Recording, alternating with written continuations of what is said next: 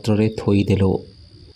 ଆମେ ଭଗବାନଙ୍କ ଉଦ୍ଦେଶ୍ୟରେ ସେଠି ଥୋଇ ଗଛ ମୂଳରେ ମୁଣ୍ଡିଆଟିଏ ମାରି ପଛକୁ ଫେରି ପୁନଶ୍ଚ ବରଗଛକୁ ଚାହିଁଲା ବେଳକୁ ଏକ କଳା କିଟମିଟ ବିଲେଇ ଦୃଶ୍ୟମାନ ସେ ବରଗଛ ମୂଳରେ।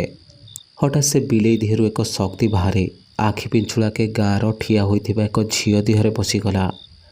ସେ ଝିଅ ଆଖି ଠିକ୍ ଲାଲ ହୋଇ ଜଳି ଉଠିଲା। ଖାଲି ବିକଟାଳ ଗର୍ଜନ କଲା। ସେ ଗଛ ଉପରକୁ ଗୋଟିଏ ଡିଆଁରେ ଯାଇ ବସି ପଡ଼ିଲା। ଗଛ ଉପରୁ ତଳକୁ ଦୁମ୍ କିନା ଡେଇଁଲା।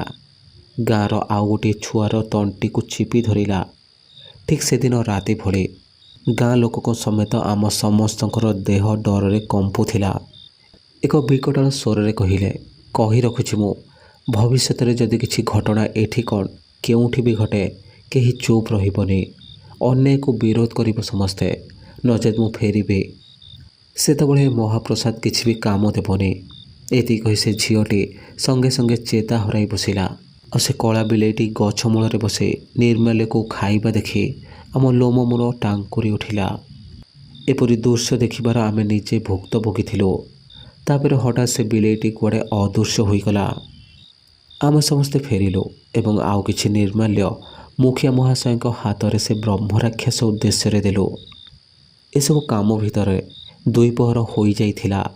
ମୁଖିଆ ମହାଶୟଙ୍କ ଘରେ ଶେଷ ଭୋଜନରେ